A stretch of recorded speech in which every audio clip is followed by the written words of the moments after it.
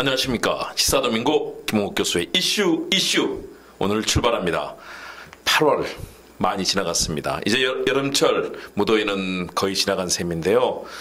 우리 한반도를 둘러싸고 있는 열강들의 여러 가지 갈등들, 또 우리를 향한 압박들 대단합니다. 국내 정치 마찬가지입니다. 갈등과 대립, 분열 속에 있습니다.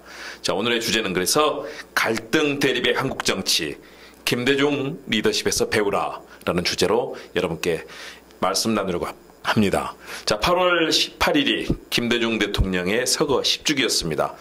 2009년 8월 18일, 정말 우리 국민들의 애도 속에 김대중 대통령, 대한민국의 제15대 대통령이었습니다. 그를 떠나보내는 국민들, 많은 울음 속에 애도하고 추모하는 발길이 이어졌습니다. 물론 반대자들도 있었죠. 그러나 그들도 함께 추모하는 그런 시절이 벌써 10년이 흘렀습니다. 한반도는, 그리고 우리 정치는 발전했을까요? 그동안 해방 이후에 많은 갈등이 있었습니다. 김구 선생이 암살당하고, 또 우리 정치는 끊임없이 군사독재, 또 여러 가지 갈등들, 진보와 보수의 대결, 그러면서도 앞으로 나가지는 못하고 있습니다. 대한민국은 발전했지만 그러나 그 갈등 상황, 대립 상황, 지금도 한 치 앞으로 나가지 못하고 있습니다. 국민들은 법을 만들지 못하는 국회, 그리고 국민을 위해서 봉사하지 못하는 정치에 대해서 안타까운 마음을 표시하고 있습니다. 때로는 분노를 표출합니다. 우리 정치 어디서 배워야 될까요? 바로 김대중 리더십을 돌아봤으면 합니다. 김대중 대통령 1924년생입니다. 그리고 2009년 서거했습니다. 85년의 삶을 통해서 그가 보여준 것들, 정말 엄청나고 커다란 삶의 좌표들을 보여줬습니다. 그는 일제시대 신안에 있는 하이면에서 태어났습니다.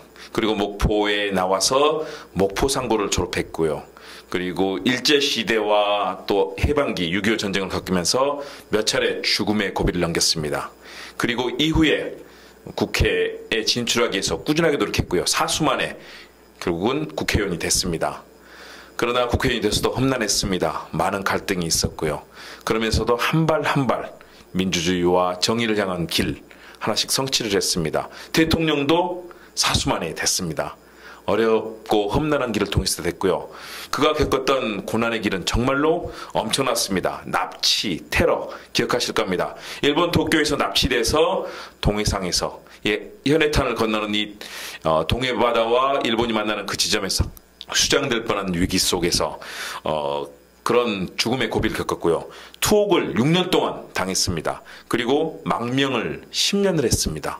무수한 그런 가택연금 또 납치 테러 속에서 그는 자신의 정치 역정을 걸어왔습니다.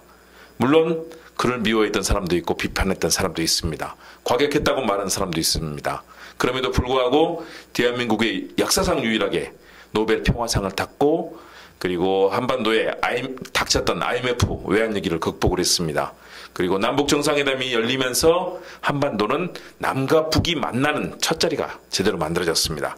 그런 측면에서 전 세계는 김대중 리더십을 만델라 리더십에 필적하는 세계에서 가장 존경받는 정치인 중에 한 사람으로 꼽고 있습니다. 물론 국내에서 그의 반대자들은 노벨상 타는 것을 막기 위해서 유럽 전역에 가서 노벨상 한국에 줘서는 안 된다는 반대 집회를 열기도 했습니다. 그래서 깜짝 놀라기도 했습니다.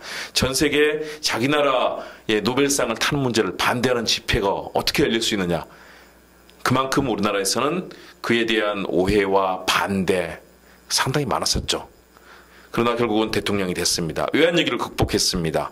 그리고 우리 경제를 성장시켰고, 남북 정상회담을 열면서 결국은 한반도를 안정 속에, 평화 속에 이끌었고요. 또 세계의 가장 존경받는 지도자의 한 사람이 됐습니다. 빌 클린턴 미국 대통령은 어려운 일이 있을 때마다 김대중 대통령에게 자문을 구했습니다.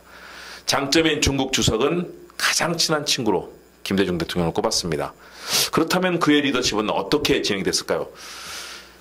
우리 정치인들이 꼭 본받아야 될 그런 중요한 리더십이 많다고 봅니다. 저는 오늘 10가지를 말씀드리겠습니다. 가장 중요한 것, 첫 번째, 민주주의에 대한 원칙과 철학이 확고했다는 것입니다. 그는 스스로 의회주의자라고 자부를 했습니다. 한국 정치 여러 가지 갈등이 있었지만 국회가 항상 정상화되고 국회에서 국민을 위한 많은 법이 만들어져야 된다. 그리고 국회의원들이 열심히 밤을 새서 공부함으로써 국민들에게 제대로 된 법과 정책을 알리는 것이 중요하다고 얘기를 했습니다. 국정감사 때는 그가 속한 정당 의원들은 다 일정표가 만들어져서 얼마나 국감에서 활동을 잘했는지 그리고 국민들을 위해서 많은 정책을 발굴했는지를 당에서 체크를 할 정도로 정말 열심히 했습니다. 그렇기 때문에 국민들에게 그는 민주주의의 가치, 입법부와 행정부, 사법부 이렇게 세 축의 민주 권력이 충돌하는 지점에서 성과를 내는 그런 민주주의 원칙을 잘 지킨 정치인이었다라고 생각합니다. 불굴의 민주주의자였습니다. 군사정권의 갖은 탄압, 죽음의 고비들 10년이 넘게 망명을 해야 되고 이런 속에서도 그는 민주주의를 한반도에 실현하게 한 그의 몸짓을 멈추지 않았습니다.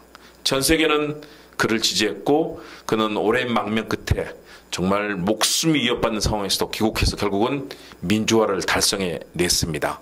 독재자였던 이승만 박정희 정권, 무자비했던 전두환 정권 다 겪으면서도 결국은 민주주의를 이뤄냈습니다.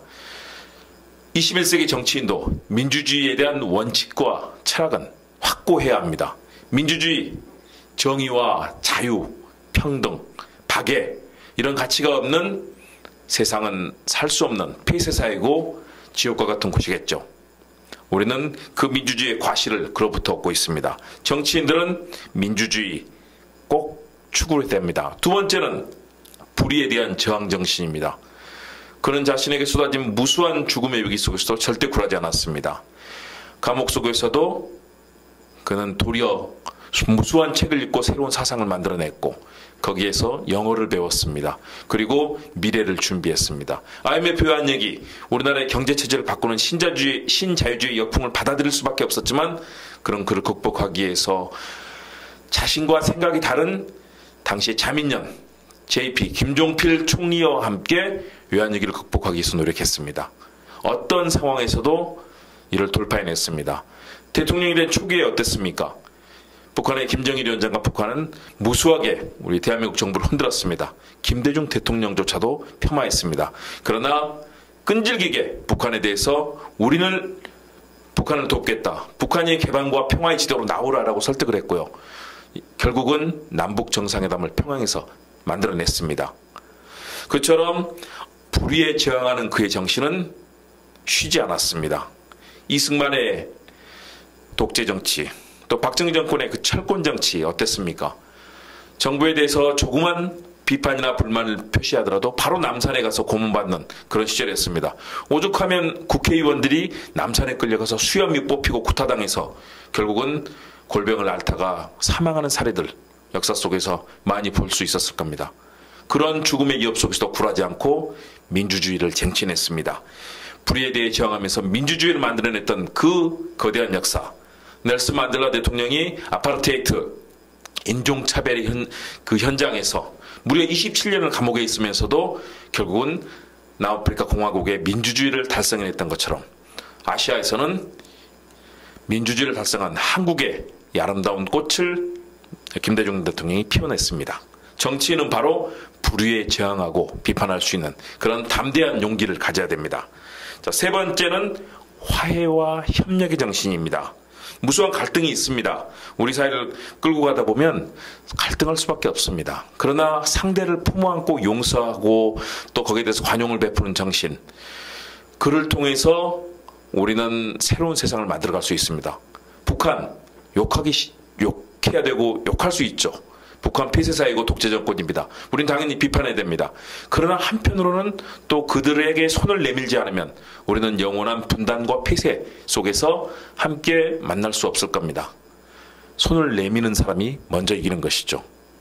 고통받는 사람에게 예수님이 먼저 손을 내밀었고 석가모니도 자신을 희생했습니다. 종교에서만 통하는 것이 아닙니다. 정치에서도 마찬가지입니다. 빌리 브란트 독일 총리 어땠습니까? 먼저 용서의 길을 가고 스스로 폴란드에게 찾아가서 무릎을 꿇고 용서를 빌었습니다. 먼저 용서하는 자가 성공했습니다. 그런 측면에서 우리에게 경제 보복을 하고 침략을 하는 일본은 국제사회에서 높은 평가를 받지 못하고 있습니다. 스스로 피해를 당하고 죽음의 위기를 맞았지만, 그리고 북한으로부터도 무수한 공격을 당했지만 참고 인내하면서 화해와 협력에 손길을 내미는 것, 바로 진정한 승자로 가는 길일 겁니다. 네 번째는 국민에 대한 존중입니다. 국민들은 어떤 때는 변덕스럽기도 합니다. 유권자가 돼서는 나에게 비판하고 부정하는 표를 던지기도 합니다. 정치는 그것을 감수할 수밖에 없습니다. 그냥 설득하고 그냥 여론을 동원해서 또는 언론을 회유시켜서 국민 여론을 억지로 바꾸려면 나중에 도리어 실패하고 발목을 잡히기 십상입니다. 국민을 존중해야 됩니다. 국민을 하늘처럼 떠받들어야 됩니다. 김대중 대통령 그런 말 했습니다. 국민은 변덕스러운 존재다. 그러나 그들을 믿고 따라가다 보면 하늘의 천심과 민심이 결국은 우리 편이 될 수 있다라고 얘기를 했습니다. 정치인들은 그렇게 믿어야 됩니다.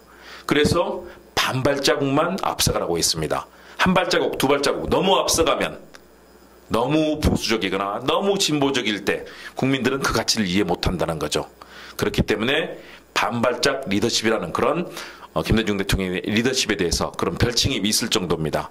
국민들이 이해할 수 있게 자세하게 설명하고 또 상대 진영에 대해서 설득하고 설명하면서 그 가치를 실현시켜라.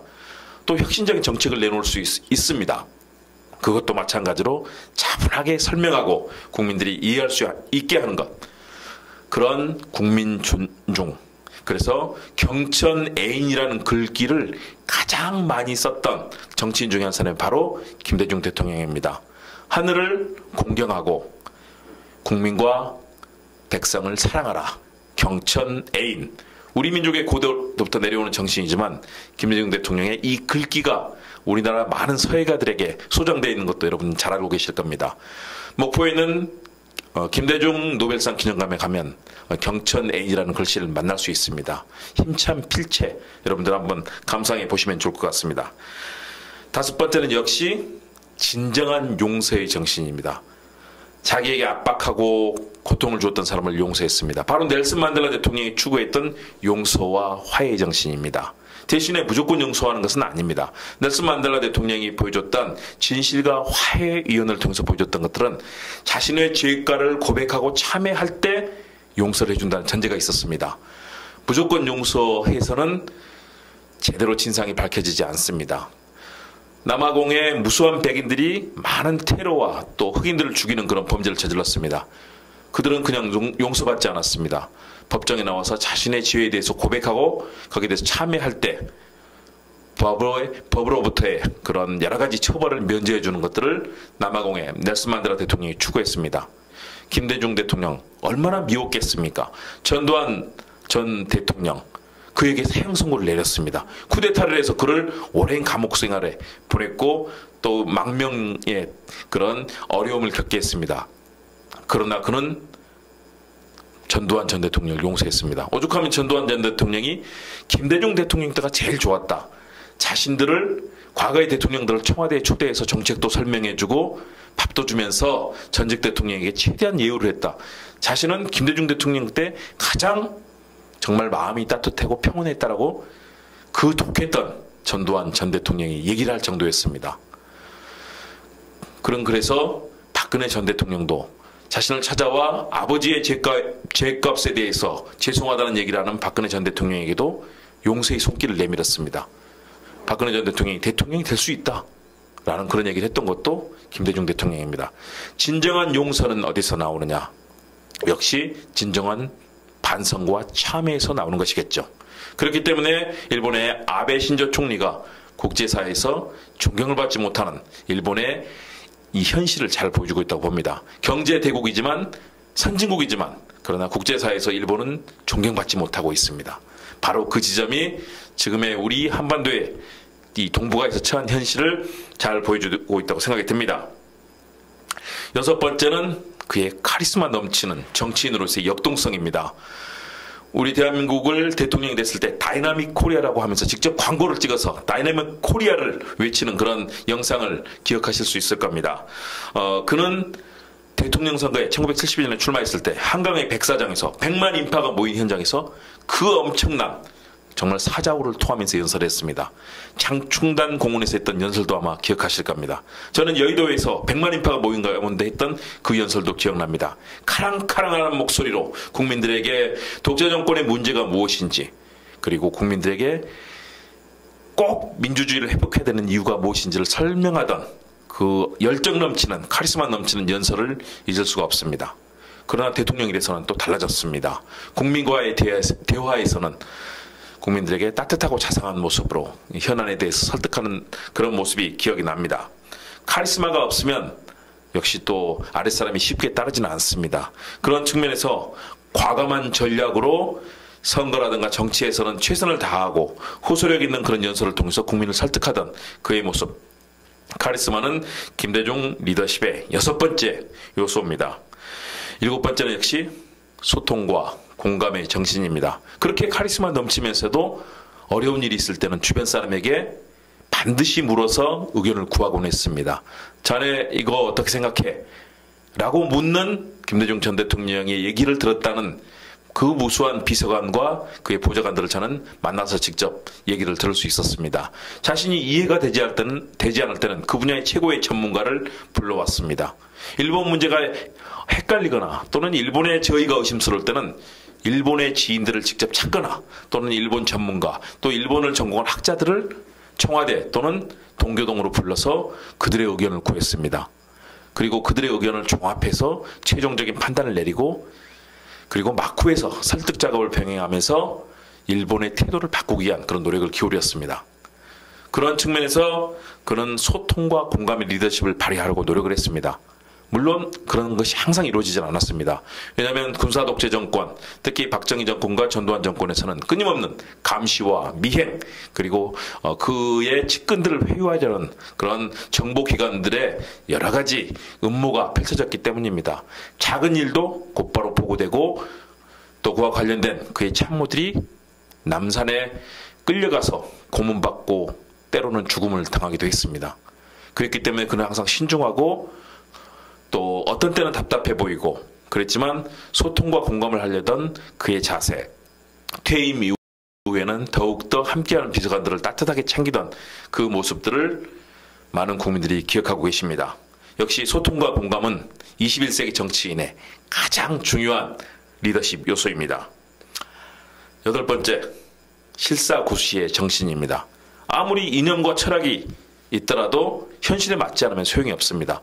그리고 강력하게 반대만 하는 그런 정치인들, 정적들과 만났을 때 현실 정치에서 이루기 어렵습니다. 그는 이때 바로 했던 얘기들이 있습니다. 서생의 문제의식, 그리고 상인의 현실 감각으로 세상을 바라봐라. 선비들이 비판하고 또 고뇌하면서 시대를 바라봤던 그런 시대정신, 서생의 문제의식을 가지고 세상을 바라봐야 된다. 대신에 실제 일을 이룰 때는 상인의 현실 감각으로 융통성이 있게 실사구시의 정신을 발휘하라고 했습니다. 무조건 상대와 대립만 해서는 아무것도 이뤄낼 수 없는 게 정치입니다. 정치는 현장에서 맞닥뜨리는 막전에 다양한 대화와 또 정치 대결이 있습니다. 그러나 막후에서는 또 다른 협상과 여러 가지 서로 간의 대화가 이루어집니다. 여의도 국회 현장에서 저는 많이 봤습니다. 앞에서 그렇게 으르렁거리면서 싸우던 사람들이 저녁 때 되면 국회 앞에 있는 술집에 모여서 같이 술 마시면서 폭탄주를 돌리는 장면들을 많이 봤습니다. 그러면서 어떻게 일을 풀어나갈 것인가 여야가 서로 협의를 했습니다.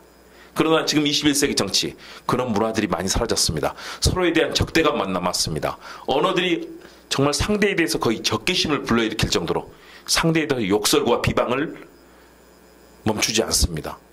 이렇게 된다면 과연 상대의 공감을 이끌어낼 수 있을까요? 최대한 절제된 언어로 상대를 존중해주고 막후에서 그의 얘기를 들어주려고 해야만 성과를 낼 수 있습니다.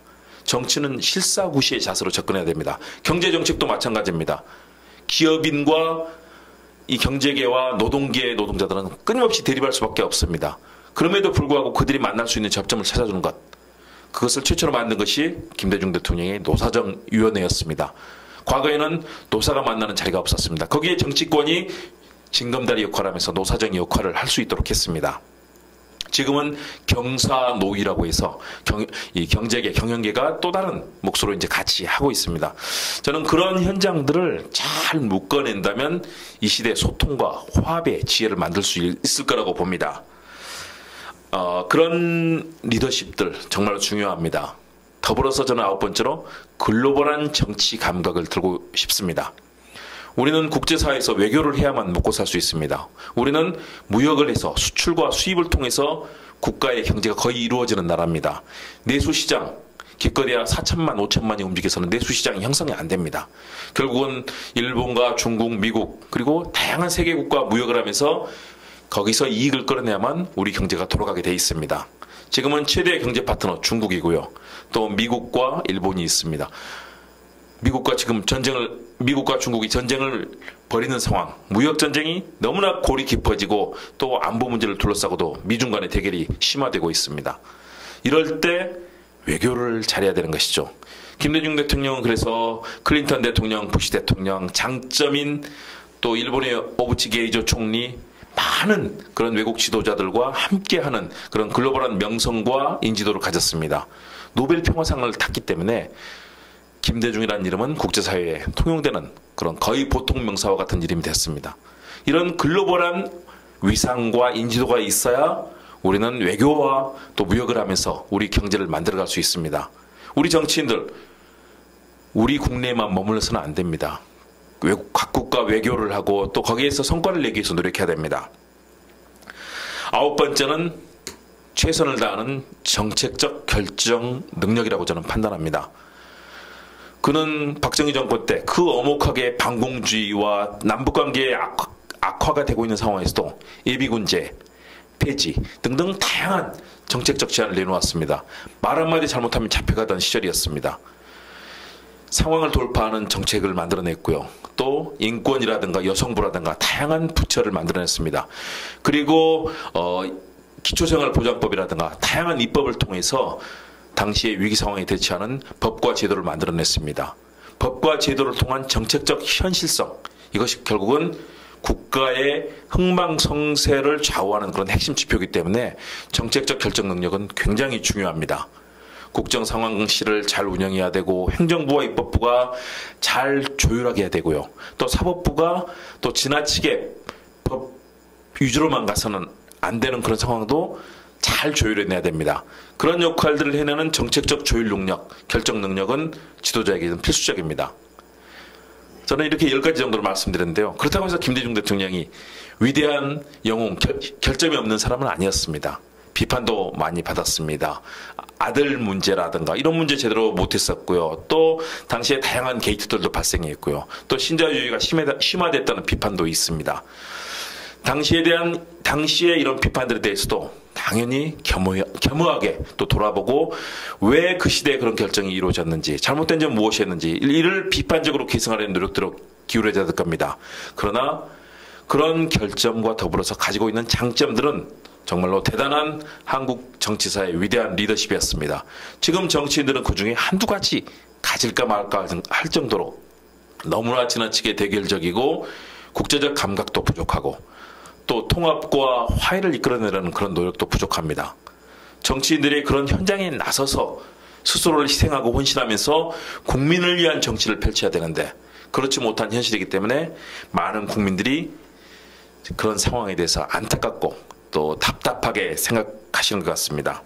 그런 측면에서 저는 여러분들에게 김대중 대통령의 가치가 전달하는 사자성어로 첫 번째는 역시 민주주의라는 정말 너무나 소중한 사자성어, 두 번째 아까 말씀드렸던 경천애인, 세 번째는 실사구시, 이 세 가지는 꼭 기억해야 될 핵심적인 사자성어라고 말씀드리고 싶습니다. 그리고 명언도 많이 남겼습니다. 김대중 대통령 마지막 남긴 말 중에 하나, 인생은 아름답고 역사는 발전한다.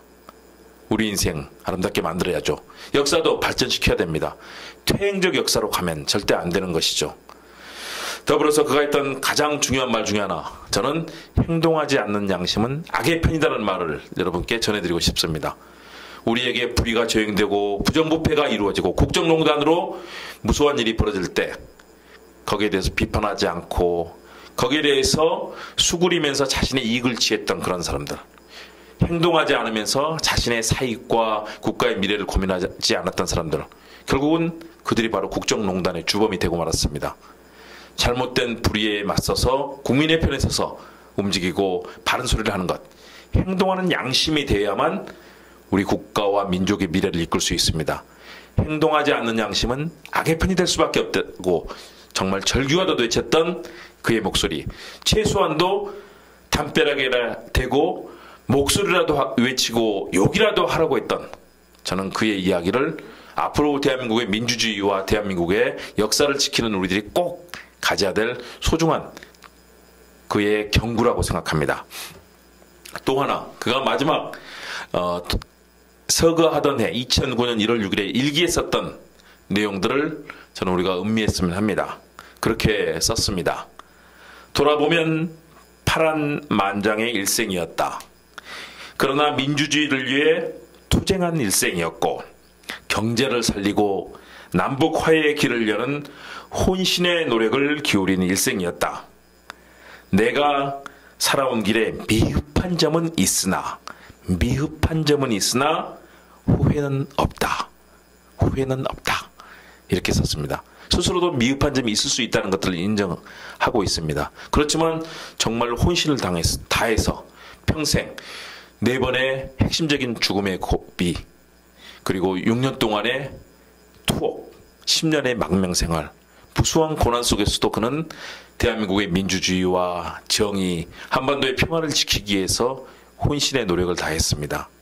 그 마지막 인생의 장면들을 저는 현장 기자로서 지켜봤습니다. 그가 가졌던 단점도 있습니다. 결점도 있습니다.